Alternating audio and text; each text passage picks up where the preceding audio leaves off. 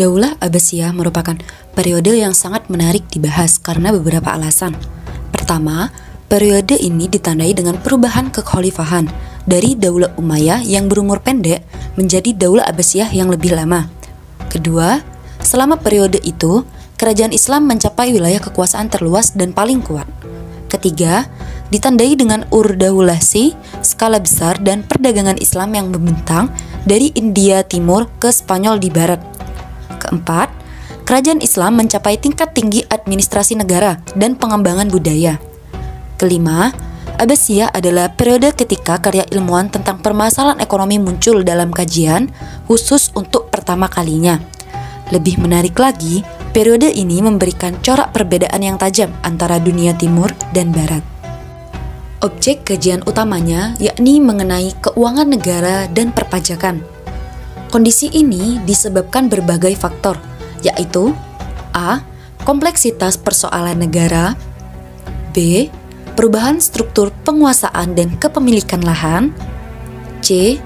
Kemajuan pertanian sebagai sumber primer pendapatan negara, dan kepedulian ilmuwan Muslim terhadap pajak tanah. D. Sifat persoalan ekonomi yang harus mengedepankan keadilan baik secara konseptual dan praktis. E. Sifat khusus perpajakan sebagai subjek yang mencakup persoalan-persoalan lain yang berkaitan dengan kebijakan ekonomi negara. F. Dimensi politik perpajakan. G.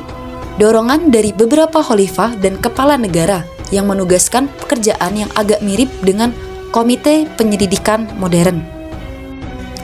Poin penting lainnya adalah bahwa formulasi hukum yang menurut pandangan-pandangan penting tentang regulasi keuangan negara pada masa kekhalifahan, khususnya pada masa Abbasiyah, tidak dilakukan oleh khalifah, tetapi oleh para ulama dan hakim profesional. Hal ini karena kekhalifahan bukan lagi serangkaian individu yang sangat mementingkan pada kualitas agama atau politik pribadi, tetapi negara sebagai sebuah institusi yang fokus pada loyalitas ideologi. Gelombang pertama yang secara khusus mendalami tentang ekonomi Islam dirangsang oleh perubahan ekonomi dan atmosfer intelektual dalam struktur negara Islam pada saat itu.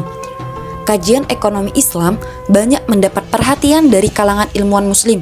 Terlebih Abbasiyah menaruh perhatian besar pada pengembangan keilmuan dalam berbagai bidang. Beberapa khalifah juga berkonsolidasi dengan pakar fikih dalam mencari formulasi kebijakan ekonomi yang merujuk pada Al-Quran dan Sunnah. Kondisi sosial politik Daulah Abbasiyah. Banyak wilayah Abbasiyah yang memiliki potensi kekayaan sumber daya alam yang bervariasi. Sektor perdagangan juga menjadi basis terkuat pembangunan ekonomi Abbasiyah. Meski kondisi perekonomian terbilang dikdaya, ternyata tidak linear dengan sosial politiknya. Daulah Abbasiyah mengalami pergolakan politik dan sosial. Perebutan tahta kekuasaan antara putra mahkota, siasat politik adu domba dari para pejabat negara, lalu wilayah kekuasaan yang seolah menjadi negara independen. Bahkan, belakangan khalifah hanya simbol seremonial belaka. Adapun praktiknya, wilayah-wilayah itu cerai-berai dan terlibat konflik untuk saling menaklukkan, walau sama-sama di bawah kekuasaan Abbasiyah. Sistem administrasi keuangan negara masa Abbasiyah cukup berkembang dari Daulah Umayyah. Salah satu buktinya adalah keberadaan lembaga Jihbis yang bertugas mengumpulkan dan menghitung penghasilan pajak bergeser menjadi lembaga penukaran, pinjaman dan penitipan uang, termasuk juga jasa distribusi barang.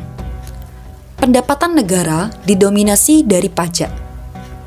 Secara umum, negara memiliki 3 sistem dalam penarikan pajak, yaitu pertama, muhasabah atau pajak disesuaikan dengan besaran kepemilikan tanah, bukan hasil panen. 2. Muqasamah atau pajak yang bergantung pada hasil panen. Dan yang ketiga, yaitu muqata'ah atau pajak yang berdasarkan kesepakatan antara pemilik dengan pemerintah. Tokoh pemikir ekonomi Islam Abu Yusuf.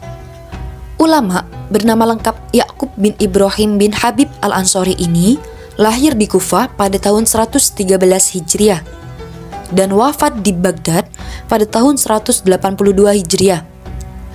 Keluarganya memiliki julukan Al-Ansori karena ibunya masih berdarah keturunan kaum Ansor. Abu Hanifah dan Ibnu Abu Layla adalah dua sosok yang paling dominan menjiwai karakter pemikiran Abu Yusuf dalam bidang fikih. Walaupun Abu Yusuf adalah murid sekaligus pengikut mazhab Hanafi, tetapi tidak tampak dalam buah pikirnya. Ia cenderung independen, bahkan dalam beberapa hal berseberangan dengan gurunya tersebut. Ini membuktikan keluasan ilmunya yang didapat dari guru-guru dengan pengalaman sebagai hakim profesional di pemerintahan Abbasiyah. Kitab Al-Kharaj, karya yang paling monumental ini memuat kajian yang cukup komprehensif karena tidak hanya membahas sumber pendapatan negara, tetapi ada juga regulasi perang, perlakuan pemerintah kepada orang murtad, sampai hal-hal kecil lainnya.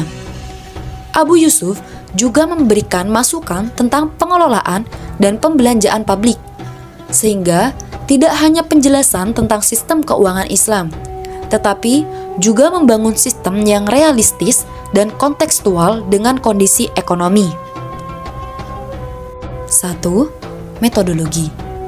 Kolaborasi antara Al-Quran, hadis, dan ra'yu yang ia terapkan dalam kitab Al-Kharaj menunjukkan keluasan ilmu, kejelian, dan pengalamannya sebagai hakim yang tidak mendikotomi seni manajemen pemerintahan dengan ilmu ekonomi.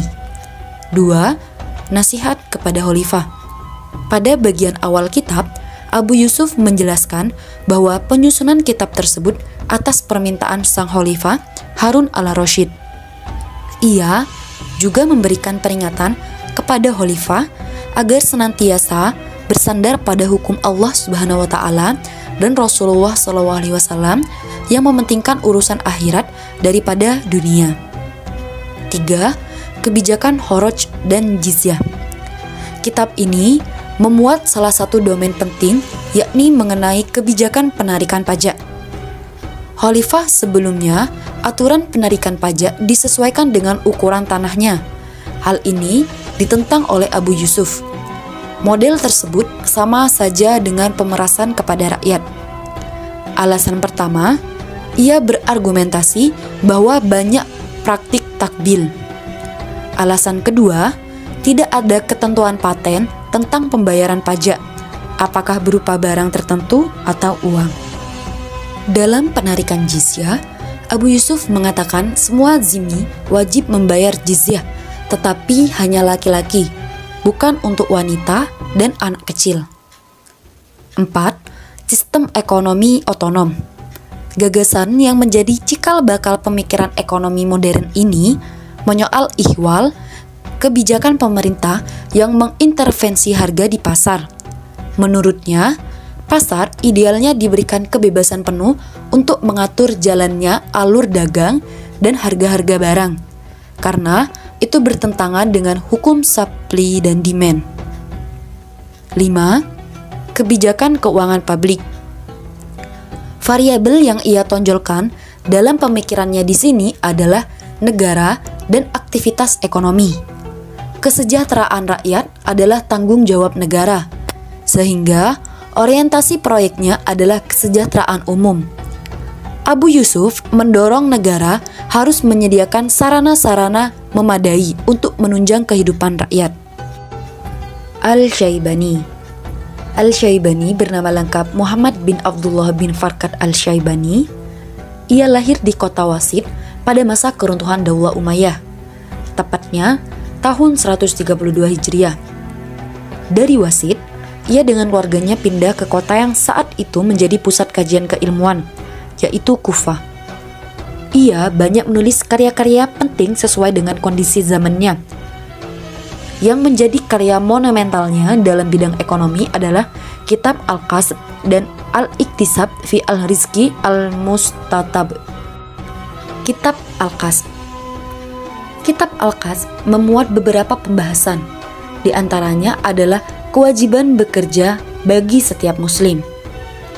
Al-Syaibani mengawali pembahasan dengan menjelaskan pengertian kasb.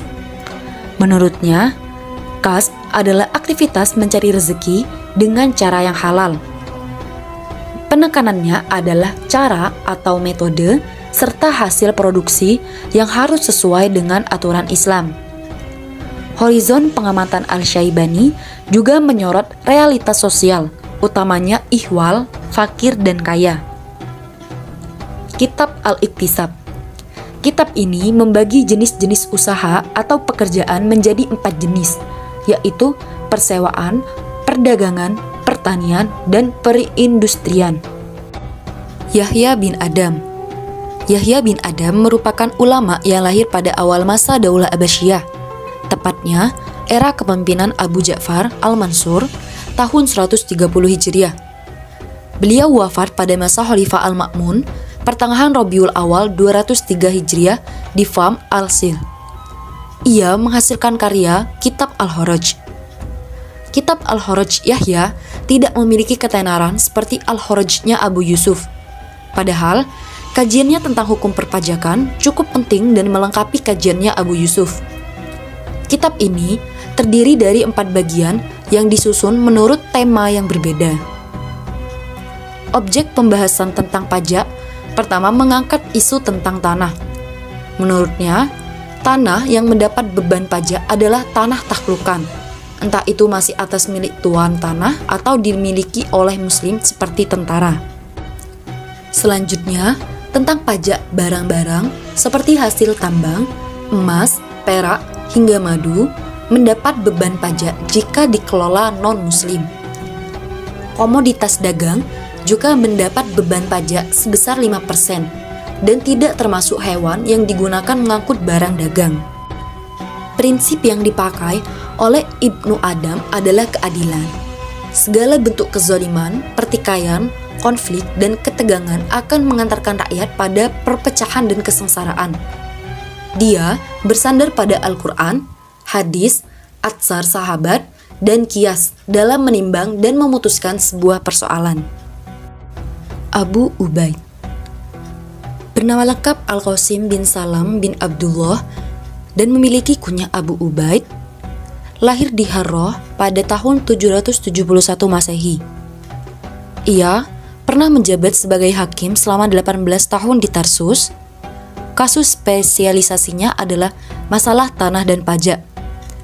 Ia pun menelurkan buah pikirnya dalam kitab Al-Amwal. Kitab Al-Amwal bertendensi pada Quran, hadis, atsar, pendapat ulama salaf, pakar fikih.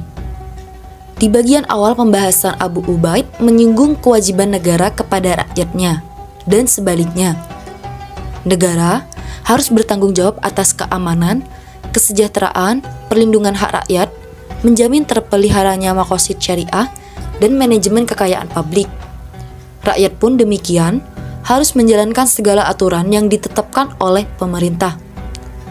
Abu Ubaid dalam Al-Amwal menekankan urgensi dari keseimbangan dan keadilan, sehingga diskriminasi harus dihilangkan. Uraian Abu Ubaid lainnya adalah tentang kepemilikan sebagai upaya perbaikan pertanian.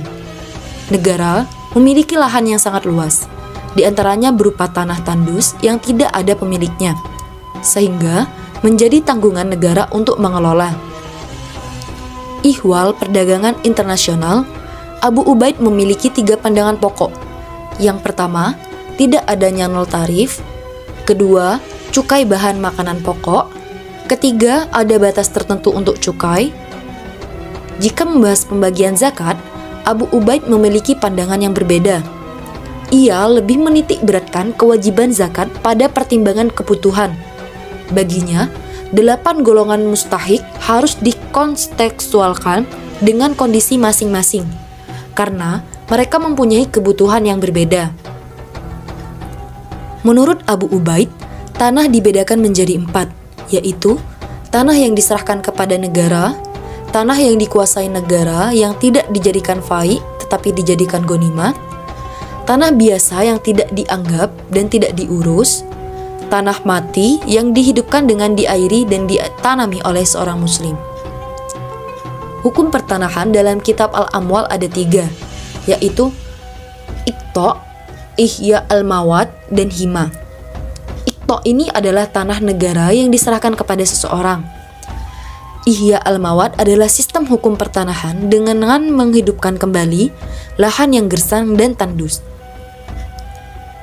Dan Hima adalah daerah yang tidak berpenduduk dan dilindungi oleh negara. Biasanya digunakan sebagai tempat untuk menggembala. Selanjutnya mengenai Al-Mawardi. Beliau memiliki nama lengkap Abu Al-Hasan Ali bin Muhammad bin Habib Al-Mawardi. Beliau merupakan seorang ulama Syafi'i yang lahir di Basrah pada tahun 972 Masehi. Seperti banyak ulama pada masanya, ia mempelajari Al-Quran dan hadis, kemudian mempelajari fikih, dan kemudian berhasil menyusun banyak karya. Al-Mawardi memiliki kitab yang bernama Al-Ahkam Al-Sultaniyah. Perhatian Al-Mawardi dalam kajiannya di kitab Al-Ahkam Al-Sultaniyah ini adalah ordonasi negara dan agama. Beberapa aspek penting terkait pemilihan judul kitab tersebut adalah judul buku tersebut berkaitan dengan budaya politik baru di mana Al-Mawardi menulis karyanya. Ini mengacu pada gelar politik yang belum pernah digunakan oleh muslim sebelumnya. Tujuan penulisan Al-Ahkam adalah untuk membantu para pelaksana hukum untuk memahaminya dengan baik sehingga keadilan bisa tercapai. Dan yang kedua adalah Kitab Adab Al-Dunya wa Al-Din. Dalam kitab ini, Al-Mawardi memiliki konsepsi tentang sistem kesejahteraan sosial dan paralelnya dengan moralitas ekonomi. Ia menegaskan urgensi moralitas fungsional yang membangun keteraturan kehidupan sosial, yaitu setiap individu yang ada terintegrasi dalam bangunan sosial, disertai dengan kesadaran akan moralitas ideal sebagai norma dalam bersikap dan berperilaku. Menurut Arzanjani, moralitas ideal seperangkat paradigma hidup yang moderat atau seimbang antara moral ekonomi dan moral agama. Karena titik kulminasi dari sebuah kebahagiaan yang bermuara pada kesejahteraan sosial akan tercapai ketika elemen-elemen penopangnya terintegrasi dengan harmonis.